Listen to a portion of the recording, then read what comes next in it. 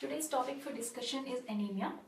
As we all know, anemia is one of the common conditions that is seen in developing countries, especially in India, which is one of the threatening condition in women of childbearing age, puberty, etc.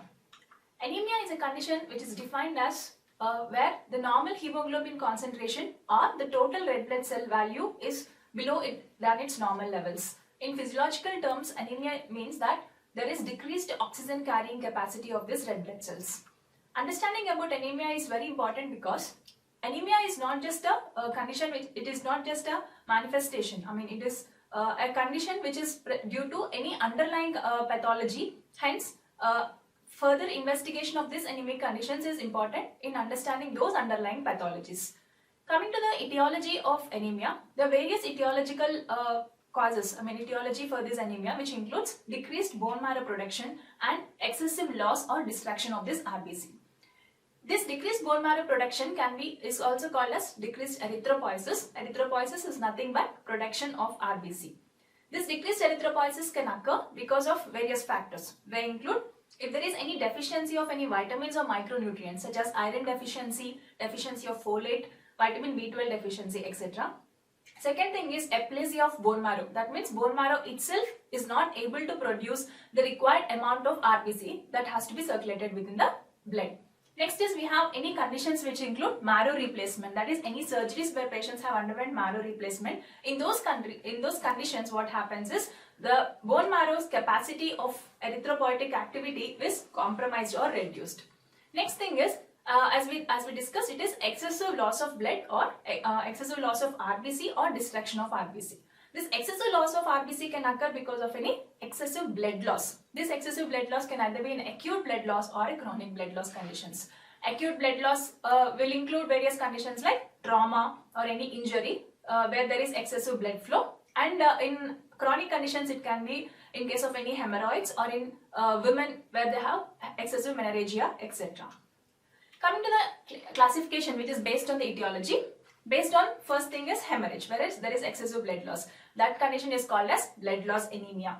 Second thing is where there is decreased erythropoiesis.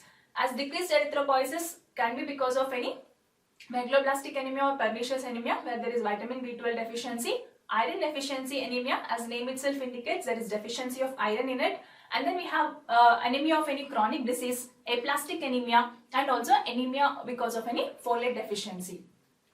Next is anemia because of increased rate of red cell destruction or hemolytic anemias.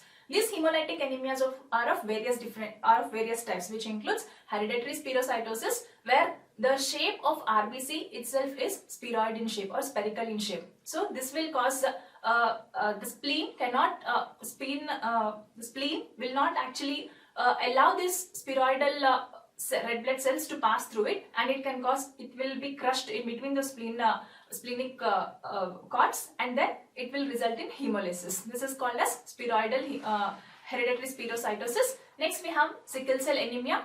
We also have thalassemia, glucose 6-phosphate deficiency. This is an enzyme which is present within the RBC, responsible for removing these oxidative products. That means within the RBC.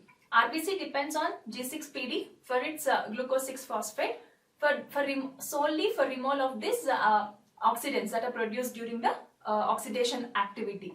So whenever there is deficiency of this, these red cells will undergo death. So further there will be hemolysis. Next we have paroxysmal nocturnal hemoglobinuria, and we have immunohemolytic anemia where there will be autoantibodies which are present, which will be directed towards our own RBCs, resulting in due to various immune reactions, resulting in immunohemolytic anemia conditions. Next we have malaria and also hemolytic anemias because of any mechanical trauma. So what kind of mechanical trauma can occur to RBCs? It is in case of dialysis. In patients undergoing dialysis, they can have trauma to these RBCs and also sometimes to platelets, resulting in decreased RBCs and also thrombocytopenia. Coming to morphological classification of anemia, that is based on how these cells look under the microscope. The morphological classification includes normocytic normochromic anemia. In this, there will be anemia. Patient exhibits the symptoms and signs of anemia. However, the red blood cells are usually normal. That is, they are normochromic, normocytic and normochromic. That is, the hemoglobin percent is not reduced in these conditions. Next is normocytic and microcytic and hypochromic anemia. Microcytic and hypochromic, as the name itself tells us, it is smaller cells. The red blood cells are smaller in size, and also the hemoglobin, that is the MCHC, that is the mean hemoglobin percentage within these RBCs, is also less. This condition is most commonly seen in case of iron deficiency anemia. Next condition we have is macrocytic normochromic anemia, also called as megaloblastic anemia, usually seen in vitamin B12 deficiency conditions. Coming to the symptoms of anemia. As I already told, this anemia is a manifestation which will affect various organs of the body. So in eyes, the sclera appears yellowish in color, especially the bulbar conjunctiva, and then the skin also appears paler, and in severe conditions it can turn into yellow, and then mucosa also appears paler and yellowish in color. Most commonly it is yellowish in color. Then other important feature of anemia is most common presenting symptom of anemia is patients tell us that they have dyspnea or difficulty in breathing, especially during exertion. That is, when they are climbing step or when they are doing a more amount of work than regular thing, then these patients will express this difficulty in breathing. Next thing is, patients will also have, in the severe system, patients will also have low blood pressure. And heart also, they will have palpitations, rapid heart rate, and in severe cases there will be chest pain, angina, and in extreme cases they can also have heart attack. And in intestinal changes, there can be changed color of the stool, can also be changed in case of anemias. And patients usually have this common complaint of fatigue, muscular weakness. They also will have giddiness and dizziness, and in extreme conditions they may also faint. Now coming to various types of anemias that are present. First is anemia due to blood loss. It can be either acute or chronic, as we discussed, and in acute it leads to hypovolemic shock, because there is excessive loss of blood at particular time. That is, in a lesser span of time, there is more amount of blood loss. So there will be decreased volume of the circulating blood, resulting in hypovolemic shock. So here, instead of anemia, the hypovolemic shock has to be addressed first, because that is more life-threatening. Next is chronic blood loss condition. In chronic blood loss condition, what happens is, patient will not probably know that there is blood loss happening within his body. For example, in case of hemorrhoids, though patient knows, the amount of blood loss may not be equal to rate of production. The rate of production is higher than the amount of blood loss. The symptoms of anemia in chronic blood loss conditions become evident only in the conditions like whenever the rate of production is lesser than the rate of destruction. Loss of blood is more than the rate of production. Only in those conditions what happens is these anemic symptoms get manifested outside. And also other thing is, whenever there is depleted iron levels also, the symptoms or signs of anemia can be manifested. Other conditions, the common conditions where we can see chronic blood loss is, one is like hemorrhoids, second is menorrhagia, and in cases of peptic ulcers also. In these cases what happens is there will be internal bleeding, and most of the times patient will not know that there is an internal bleeding, but however this can be seen in the stools, that is the color of the stool change, like melena. Okay, there will be black stools in these kind of patients. So anemia of this chronic blood loss is usually hypochromic anemia, and other conditions of this chronic blood loss includes due to iron deficiency anemia and non-iron deficiency anemia conditions, like which we have discussed, like peptic ulcer, menorrhagia, etc., hemorrhoids, and also thalassemias and sideroblastic anemia are other two conditions where they show hypochromic anemia because of chronic blood loss. So coming to iron deficiency anemia. Iron deficiency anemia is the commonest of all the anemias that we commonly see, and iron deficiency anemia is one of the common condition that we come across in case of women of childbearing age especially, and also in case of menopausal women also we can see this iron deficiency anemia. And total blood body iron content is nearly about 2 gram for women, and for that of men it is about 6 gram per men. And in cases like where there is decrease in this normal levels, then it is considered to be as iron deficiency anemia. Why this iron deficiency occurs? What is the etiology behind the deficiency of this iron? It can be of various causes. First thing is where there is less dietary intake of this iron itself is low. Iron is usually found in green leafy vegetables, etc. Whenever this kind of food is not being taken, then in those conditions what happens is the patient usually lands up in iron deficiency anemia. Second thing is excessive loss of iron. Excessive loss of iron can occur because of chronic blood loss again. Next thing is, the third thing is increased requirement. Whenever in cases like women in the pregnancy, during this term what happens is there is more requirement for this iron, and when these women doesn't take the needed iron thing, then they will land up into iron deficiency anemia. Hence it is prescribed for the pregnant women that they have to take this iron dosage regularly along with their routine dietary intake.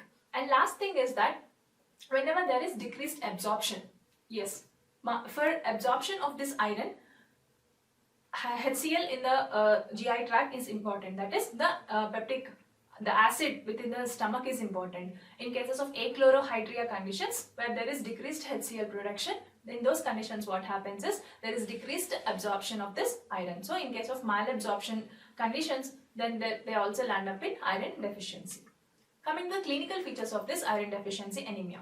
Normally iron deficiency anemia is usually slow in onset and it is insidious, it is very progressive. Only these manifestations the signs and symptoms of this iron deficiency anemia can be seen usually at a later stage than the very initial acute phases. Now, patients usually land up with fatigue. The common complaint is dyspnea on exertion. They have palpitations. Patients also have pallor of skin, mucous membranes and sclera. Normally, older patients have this angina and congestive cardiac failure is also one of the commonly seen conditions in case of older or senile patients. In women, there will be excessive menorrhagia. They have a characteristic feature of koilonychia, which means spoon-shaped nails. And this figure shows us the spoon-shaped nails in case of an iron deficiency person. And then we have atrophic glossitis. Atrophic glossitis is a condition where the tongue usually appears bald. That is the papilla over the tongue, the filiform papilla, the other papillas, that is fungiform papilla, filiform papilla, etc. What happens is they disappear. The tongue appears totally bald. And in this condition what happens is the tongue usually is painful and also patient usually complain of burning sensation. This is called as atrophic glossitis, usually seen in iron deficiency anemia. And other thing is angular stomatitis. Angular stomatitis is also one of the common conditions which is manifested in case of iron deficiency anemia. Next we have dysphagia. Due to esophageal webs at the postcricoid region. This is called as Plummer-Vinson syndrome. Plummer-Vinson syndrome is a triad also called as Peterson-Kelly syndrome. This is a triad of dysphagia, iron deficiency anemia and postcricoidal esophageal webs. This picture of endoscopy shows us the postcricoidal esophageal web. Coming to oral manifestations of this iron deficiency anemia, as we discussed, patients will have pallor of mucosa, there will be atrophy of the mucosa, baldness of the tongue, glossitis, sometimes glossopyrosis, which is nothing but the burning sensation of tongue, and patient will have bald tongue.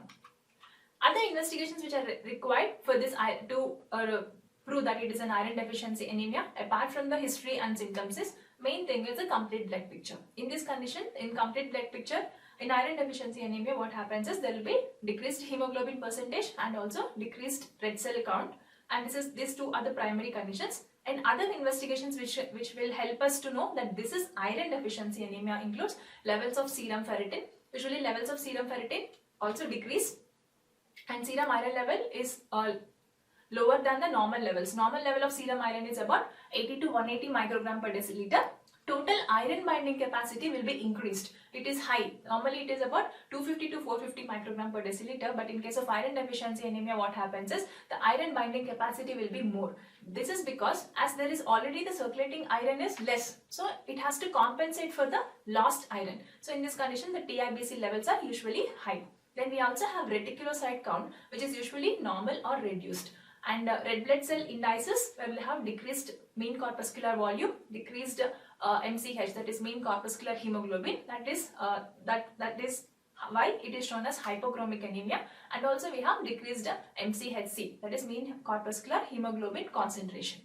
Coming to the smear, the peripheral smear also helps us in identifying anemia, that is iron deficiency anemia. In this condition, what happens is we have microcytosis. We also have other types of cells like target cells are present, elliptical forms of cells are present, and there will be polychromatic cells. Sometimes we also have a dimorphic blood picture, especially seen in case of vitamin B12 or serum folate deficiency. In this condition, what happens is patient will have both macrocytosis and also microcytosis. That is, they will have even bigger cells and also smaller cells within the same smear. This is called as dimorphic blood picture. This is a picture which is showing a slide showing blood smear of a patient with iron deficiency anemia.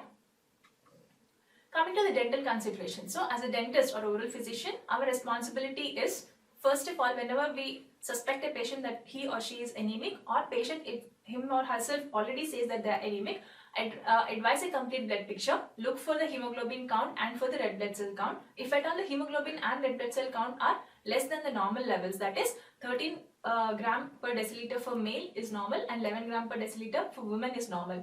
In cases where it is lesser than these levels, then refer them to a general physician for the further treatment for anemia. If it is significantly lowered values, then referral is needed. And in marked anemia, avoid any oral, surgical or periodontal treatment in these conditions. Management of this iron deficiency anemia is usually through oral iron, which is a ferrous sulfate supplement, where a 200 milligram tablet which contains about 60 milligram elemental iron is given for 3 times daily. Next, ferrous gluconate is also another alternative instead of ferrous sulfate. We also have iron dextran, IV can be given, or IM, where it is 2 ml per day, or you can give it on alternate days when the iron levels are up to are elevating. When the iron levels are increasing, then you can reduce it to the alternate levels. Then iron sorbitol citric acid complex, which can be given IM only, can also be used in cases of iron deficiency anemia. Now coming to sideroblastic anemia. Sideroblastic anemia is another condition where we find more number of sideroblasts. Sideroblasts are nothing but atypical abnormal RBCs, which are usually a precursors of RBCs. In the sideroblast, they have a characteristic sideroblastic ring, or they have ringed sideroblast in the smear of the sideroblastic anemia. In this condition, in sideroblast, what happens is there will be iron remnants within the mitochondria surrounding the nucleus in a ring form. So these are called as sideroblasts. Even in a normal bone marrow also sideroblasts are present. These sideroblasts actually convert into RBC and then they are released into circulation. But what happens in case of sideroblastic anemia is directly the sideroblasts itself are released into the circulation. This occurs in conditions of dyserythropoiesis, that is when the erythropoietic action is abnormal, that is the bone marrow is not able to produce, or if there is any defect in the lineage of erythropoiesis, then we can say sideroblastic anemia. And second thing is hemolysis. In excessive hemolysis condition also we can see sideroblast in the circulation. This is because the bone marrow tries to compensate the loss of this excessive blood. So what happens is it starts producing n number of RBCs, and before these sideroblasts actually mature to RBCs, they are released into circulation to compensate the lost RBCs within the blood. Now coming to classification of the sideroblastic anemia, it is usually congenital or hereditary or acquired.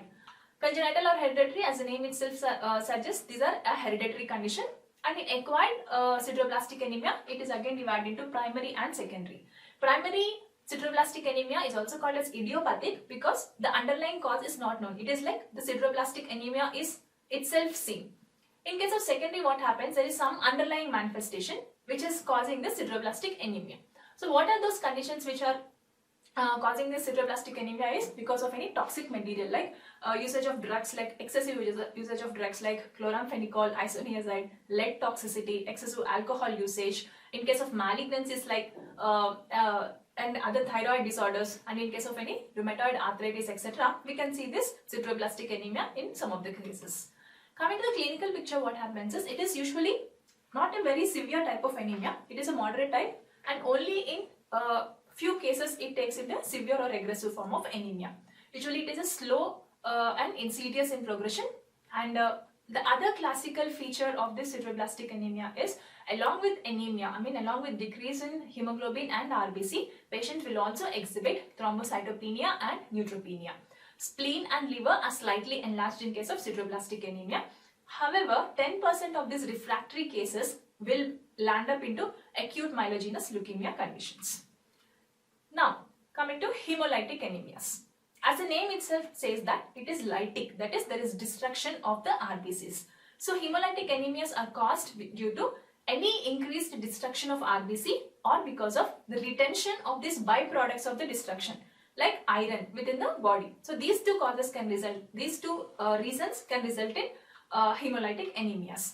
Coming to the classification, it is of two types. It can be either extracorpuscular, that is, it is an acquired condition, or within the intracorpuscular, which is nothing but an inherited condition. So what are the extracorpuscular causes for the hemolytic anemia is, first and primary thing is autoimmune, where the body produces autoantibodies towards these RBCs and these RBCs are lysed, hence resulting in hemolytic anemia.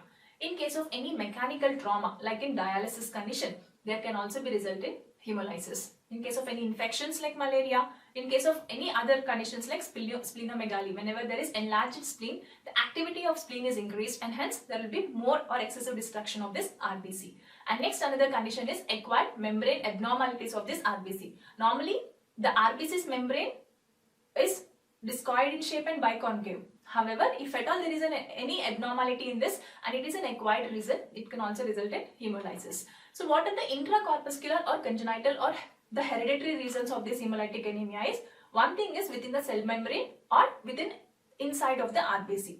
The cell membrane shape, if the cell membrane shape is not proper, that is, if it is not discoid or biconcave, it has any other shape such as like in spherocyte or a spherical shape, then it can result in lysis. Otherwise, inside also, if there is any enzyme deficiency such as G6PD deficiency or any hemoglobin disorders, that is the hemoglobin chain itself, if there is a disorder, then this can result in hemolytic anemia. So this is a smear where we can see disseminated intravascular coagulation with microangiopathic hemolytic anemia, and this is a condition of CLL where there is autoimmune hemolytic anemia in this condition. Coming to oral manifestation of hemolytic anemia, it usually carries the same kind of anemic features like pallor. Patient will have nails, koilonychia can be seen in some cases, but other than this, iron deficiency anemia, and then palpebral conjunctiva will be yellowish in color, even the nails will be yellowish in color, mucosa is yellowish in color. Patient will have jaundice. Why the patient usually have jaundice is, we already have seen in previous classes of jaundice where there is bilirubin, the process of bilirubin physiology. So that is how whenever there is destruction of this RBC, excessive heme is released. This heme is converted into bilirubin. Whenever there is excessive bilirubin deposited in tissues, then it gives rise to jaundice or icterus that will in turn give the yellowish discoloration of this skin and mucosa. Now coming to other conditions is like there will be enlargement of medullary spaces with prominent trabeculae in case of hemolytic anemia. Now coming to hereditary spherocytosis, it is a hereditary condition. It is a defect within the cell membrane itself of RBC. It is usually an autosomal dominant disorder. It is because of a abnormality of the proteins that are responsible for forming the skeleton of the RBC wall, the cell membrane of the RBC. So because of this defect in this protein, what happens is instead of biconcave form, it is spherical in form, and hence what happens when it is passing to the spleen through the canals, what happens is the biconcave shape easily allows the RBC to pass through this. But when it becomes a spherical one, that is a spherocyte, it has difficulty in passing through this the canals or voids of the spleen, and there what happens is it breaks, resulting in lysis. That is nothing but hemolytic anemia. And the clinical picture is same again: anemia, splenomegaly, jaundice. In chronic hemolysis condition, there will be pigment gallstones in case of hereditary spherocytosis, and there will be chronic leg ulcers in this condition. Coming to the diagnostic feature, the important diagnostic feature other than the complete blood picture is peripheral smear. In this we can see multiple number of spherocytes, reticulocytes and anisocytosis. This anisocytosis is nothing but different shapes of the cells, that is the red blood cells. Then we have MCV, which is slightly reduced, and MCHC is increased. Osmotic fragility of these red cells is increased in this condition. That is, as the cell membrane is spherical in shape, there will be increased osmotic fragility, and also hemolysis can also be seen. This is one of the diagnostic feature. Because of hemolysis, what happens? There will be rise to serum bilirubin, and also urinary urobilinogen can also be seen. This is a smear of hereditary spherocytes, where we can see multiple spherical RBCs present within it. Now coming to sickle cell anemia. Sickle cell anemia is a hemoglobinopathy. It is one of the hereditary disorders. In this, what happens is the beta globin chain, there will be a mutation. Here what happens, the glutamic acid will replace the valine in the 6th position in case of a beta globin chain. Here, because of this mutation, what happens is the cell acquires a sickle shape. This is called as sickling. In this, what happens, it can be precipitated by any infection or because of any ultraviolet radiation, because of any dehydration, patient is suffering from cold or acidosis. In case of any hypoxic condition, this sickle cell formation is precipitated, and in this case what happens, this sickle cell further undergoes hemolysis, and because of hemolysis and resulting in this sickle cell anemia.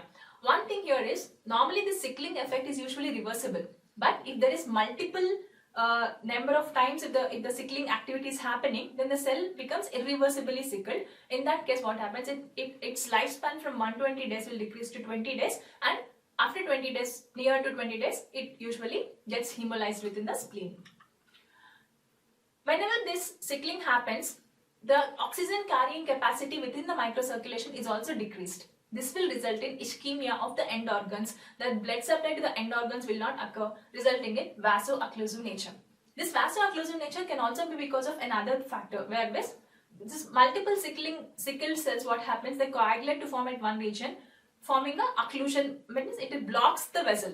The blood vessel is blocked, resulting in vaso-occlusive conditions, and further manifestations can be seen in case of sickle cell anemia. Other clinical manifestations include cardiopulmonary, renal, CNS, and bone, extremities. Even ophthalmic complications can also be seen. In this case, what happens, there will be repeated infarcts and patient can land up into blindness. There will be ischemic damage to heart, to lungs, and various other end organs. And also during long-term susceptibility, there will be in long-term conditions, what happens is the patient is usually susceptible to more number of infections in case of sickle cell anemia. Oral manifestations are similar to any other hemolytic anemias. The common symptoms like pallor, jaundice, other splenomegaly, etc. can be seen. But in oral manifestations, what happens is there will be delayed eruption and hypoplasia of dentition, which is one of the pathognomic feature of sickle cell anemia. And other conditions include there will be decreased number of trabeculae, and especially a ladder-like effect can be seen in this trabecular pattern.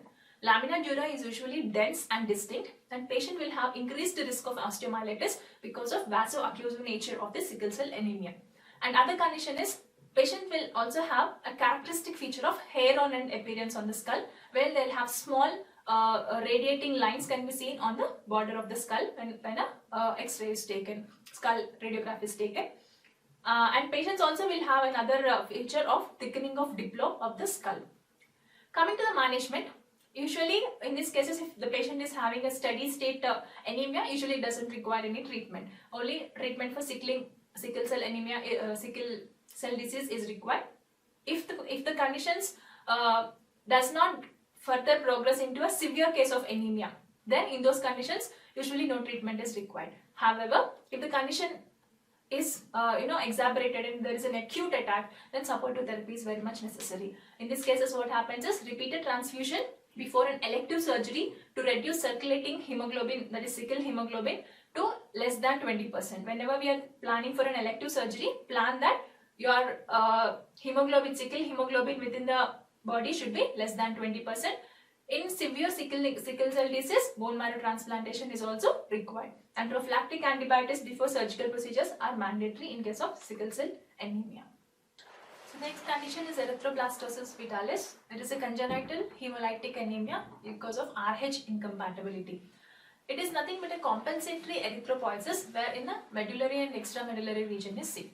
Normally, patients in this condition also have anemia with pallor and jaundice, but there is a condition called fetal hydrops where sometimes a stillbirth of babies can also be seen in case of erythroblastosis fetalis.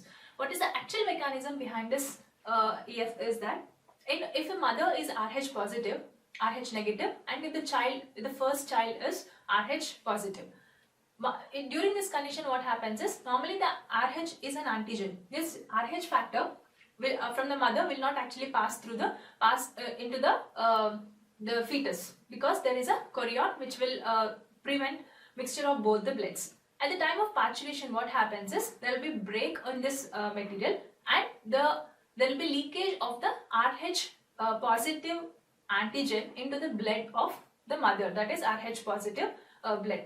At that time, what happens is the maternal B cells, what they will do, they are activated and they form antibodies towards this RH antigen. Now there are anti-RH bodies present within the blood. Now, when the mother is conceived the second time, and if the fetus is again an RH positive fetus, during this time what happens is antigens are generally bigger in size, but the antibodies of this RH antibodies are usually very small, and these can actually pass through the embryonic chorion. When they pass through this embryonic chorion, what happens is these RH antibodies will go and attack the RH positive cells, that is RH positive antigens in the blood of the fetus, resulting in various other manifestations of this erythroblastosis fetalis. Normally the oral manifestations in these conditions is they'll have endogenous pigmentation, especially of enamel and dentin, and the color is usually green, brown or blue hue. And they also will have enamel hypoplasia and a characteristic RH hump, that is nothing but enamel hypoplasia can be seen in case of these erythroblastosis fetalis conditions. Next is thalassemias. Thalassemia is again an inherited abnormality of hemoglobin production, where there will be either a complete or partial failure in the synthesis of globin chain. Normally there are two types of thalassemias. One is alpha thalassemia and beta thalassemia. And again, alpha thalassemia, what happens is there will be impaired production of alpha chains, and hence there will be excessive beta chains present. And similarly, even in beta thalassemia, what happens is there is impaired production of beta chain and excessive production of alpha chains can be seen. Now, they are again called as heterozygous forms and homozygous forms are present. This heterozygous form is nothing but thalassemia minor or thalassemia trait, which is usually asymptomatic or milder form of anemia. In this heterozygous form, what happens is the genes that are encoding for this alpha chains or beta chains, usually one or two genes are involved in this. In homozygous form, what happens is all the genes that are responsible for encoding this alpha or beta chains will be mutated, resulting in thalassemia major, which is a severe form of hemolytic anemia. Now coming to alpha thalassemia. This alpha thalassemia is usually mild to moderate anemia seen. In this condition, there will be microcytic hypochromic RBCs can be seen. They also include target cells and hinge bodies, which are nothing but inclusion bodies. We also have splenomegaly in this condition and also hydrops fetalis. And coming to beta thalassemia major is called as Cooley's anemia, and there are three forms of beta thalassemia. One is beta thalassemia trait, which is a minor form, beta thalassemia intermedia, beta thalassemia major, which is also called as Cooley's anemia. In beta thalassemia trait, what happens is it is a milder form of anemia. There will be lesser amount of jaundice, lesser amount of anemic manifestations, etc. It is not a very serious or aggressive condition.